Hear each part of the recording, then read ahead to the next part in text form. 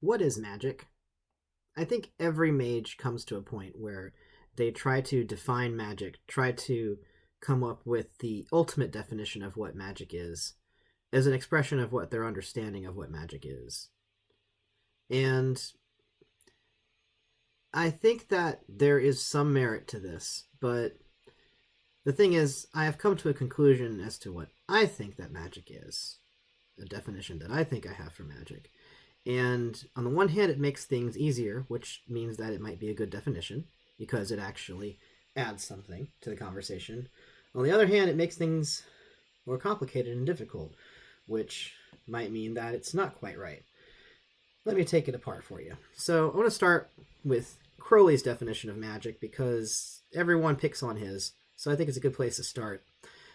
He had a very concise and simple definition for magic. Magic um, is the science and art of causing change to occur in conformity with will. Now, the problem is that there's things that happen magically that don't actually happen on purpose and don't happen because a mage did them, but we could bend the rules and say, like, maybe it's the will of the planets, maybe it's the will of the gods, whatever. But it's this whole causing things to happen on purpose definition of magic that doesn't work for me. And the reason why it's like that, in my opinion, is because Crowley was trying to define, like, what he called high magic, basically he was trying to define ritual magic. And so when it comes to what seem to us to be spontaneous occurrences, or magical events that don't quite fit into this schemata, he's not even talking about those. But I want to talk about those. I want to have a definition of magic that actually fits all of the weird stuff, all of the miracles, all the things that we can't explain yet. And it's hard to use a definition like that without coming up with something like, magic is the undefinable, magic is the ineffable, magic is the transcendent woo wah wah that we can never actually define. Because I don't like a definition that basically says we can't define this. That's not quite doing the right effort. So, focusing on the undefinableness, I think, is important though, because in my opinion,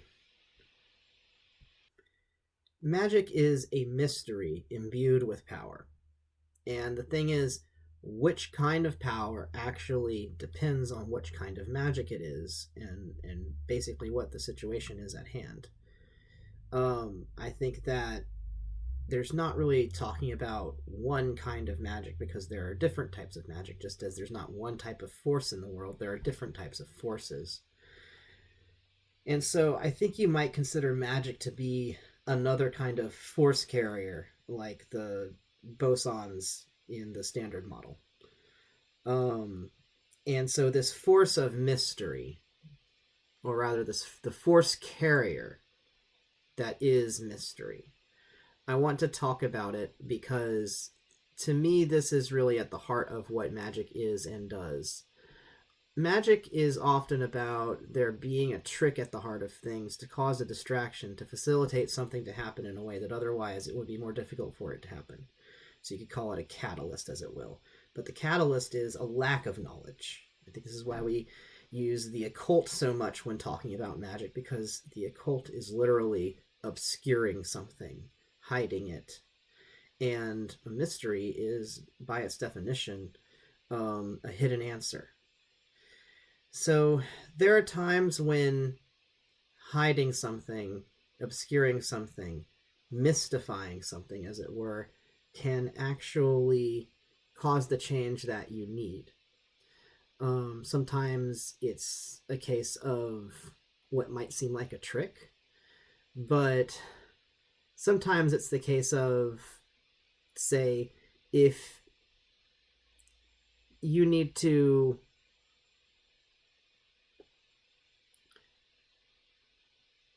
say electrical power. Electrical power has to be carried from where it's generated to where it ends up in, say, your house. Well, that power has to not just be conveyed and directed somewhere, but it also has to be shielded so that it stays where it needs to be and goes where it needs to go, and it doesn't damage anything along the way. The obscuration of that power is part of the conveyance of that power. And I'd say the great mystery of electricity is not that it is so powerful and not that it has all of these abilities. The great mystery of electricity is that we use it and we don't die. We're full of electricity right now. Our brains are full of electricity and we're not electrocuting ourselves. The miracle of electricity is that we're surviving it. And so it's not that the presence of electricity is itself the most magical part of it. It's actually the the mitigation of the presence of electricity that allows us to survive it, that allows us to utilize it as a force for our own power and for our own change. Without the mitigation of electricity, without the mystery that obscures it, then we wouldn't be able to use it. And oh boy, are there mysteries about electricity. We still do not know exactly how electricity works. We do not know exactly how electrons work. We don't know exactly what they're made of. We've just got very good ideas. But it is the making of the mysteries around electricity, the obscuring its force and power, the concealing of it to be able to move it somewhere else where it can be used, the hiding of its power so that power can be used at a different place in time, in a different place in space. That obscuration is really the heart of what magic is. That's what causes the wonder in us. It's what causes the question. Science and magic are often contrasted, and sometimes I don't think rightfully so, because they actually are kind of doing the same thing and are the same thing. They're both just arts of power and knowledge. But science, at its heart, is about knowing something definitively. And magic is all about harnessing things that lack definition, that we give definition because they lack so much definition. It's the applying of meaning to something that the meaning of is obscured or not fully known or fully rendered. So magic is basically is a mystery. And I think that's why we have trouble defining and explaining it. I don't want to use that as a cop-out. I simply think that magic literally is a mystery. It requires mystery. There's a mystery in something, and that is what usually brings out the magic in it. And I think that's actually very intrinsic to magic, because people often talk about, like, ruining the magic of things, like, revealing too much and now the magic's all gone. The magic faded away because no one cared, things like that. And mystery is about meaning. It is about caring. It is about something that intrinsically makes people wonder and question. It's something psychological. And one of the things that we do notice about magic is that it tends to care about itself. It tends to try to grab attention. It tends to respond to events as if it is cognizant of something going on. So magic itself seems to wonder. Magic itself seems to have a psychology, a behavior. So this more psychological model of magic, I think, helps give an understanding of, I think, the nature of its behavior, because I think magic is more psychological in its behavior than it is physical in its behavior. I think that whenever you try to start tracking the physics of magic, you just kind of find the physics of everything. Like, you just find physics. The physics of magic is the physics of everything else. And so it's you're not going to find a particle of magic, just like you're not going to find a particle of the thought of broccoli. You're not going to find a particle of kindness. You're not going to find a particle of, like, any kind of emotion, any kind of thought, because there's something ineffable to those. They're carried in a different way. Thoughts, psychology, and everything, these are conveyed via symbols and meaning systems. And these are the things that we typically build our magic out of whenever we have written systems. All of your correspondence charts, where this gem equals this color, equals this element, equals this animal, equals this country, equals this deity, equals this other deity, equals this constellation, equals this star, equals this sphere in the Kabbalah, equals this tarot card. All of those equals. Those are all symbols connected to each other, and that's all meaning. That doesn't have a physical component in the world where you can design an equation that actually predicts how these things will interact. That's a physics thing. This is about meaning and psychology and most of all mystery. Um, and I think that one of the difficulties that magicians have is making peace with the mystery element of magic, making peace with mystery itself, and the fact that by its nature it cannot totally be known. Um, that that there's always going to be some shadow in the universe that we can't quite shine the light into, and we're never going to be able to see exactly what's in that little part of the universe. There's always going to be mystery. And I think that that just shows that there's always going to be magic. Um, I think that understanding the necessary mystery component of magic, especially as a means of delivery. For instance, if you think about um, Mercury, our messenger god, he carries the mail. And what's magical about the mail? Well, one of the reasons why Mercury is able to carry the mail from one place to the other, to carry those messages, is that they're written down.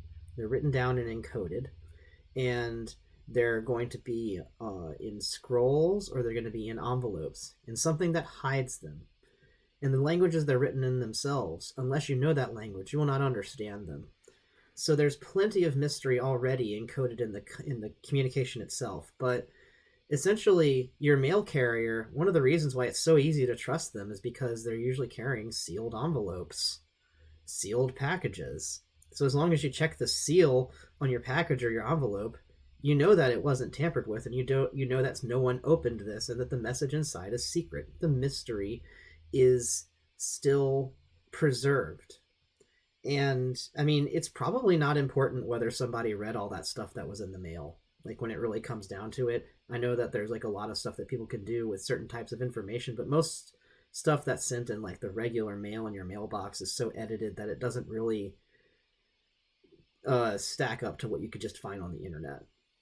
So let's say that there's really not any reason to worry about somebody reading that, but still, there's just something weird about the idea of just like a loose piece of paper with someone's address written at the top that anybody could read, being delivered in the mail, like a postcard. And like with postcards, we don't really put private stuff on there. We just kind of put, like, fun little notes that anybody could see.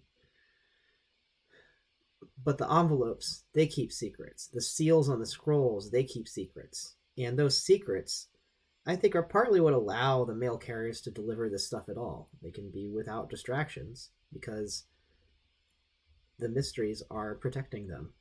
They're able to focus on their job because the mysteries are protecting them, and they're protecting the mail. I think that appreciating mystery is an extremely important part of magic. One very important thing in rituals is allowing the ritual to happen instead of completely analyzing it every moment of the ritual. If you're spending too much time during the ritual trying to notice everything that happens and memorize it to write it down later and analyze it, then you're not actually experiencing the ritual, and the change that's supposed to happen is not going to happen. Because what a ritual is supposed to do is distract and envelop and basically drown your senses so much that you are completely wrapped up in that experience. While you are wrapped up in that experience, the mystery happens while you don't notice. And the mystery is the change that you go through. And the more profound the change, the harder it is going to be able to pay attention to the change that's happening to you while it's happening to you. Either it will be very painful and it'll be something you want to distract yourself from, or it will be very important to stop looking at it so much and instead look away and just let it happen. It's the pot of water that's just not going to boil while you're still looking at it. And it's really the hardest part of magic at all. Whenever they say, like, give up your attachment to the result, really what they're saying is to just leave it alone for a while. Stop looking at it. Let it be. Let it have its private moment to do whatever the heck it's going to do.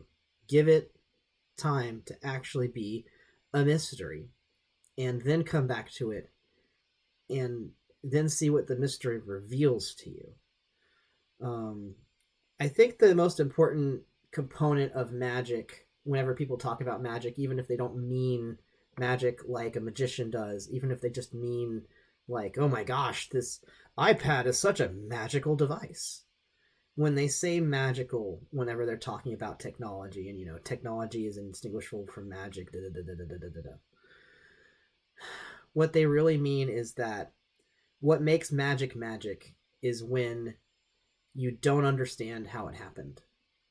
What makes the devices seem magical is the idea that you can't really figure out how they accomplished it. But if you look it up, you'll find out. Like, an iPad is not at all magical. It literally functions according to physics. And there's really nothing about it that's any different from any touchscreen device.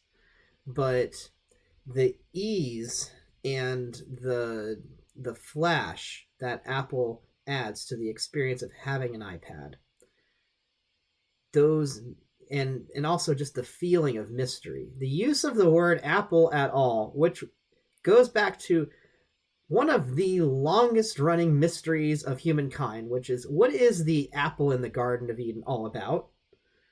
And my theory is that it's actually about this. It is about mystery.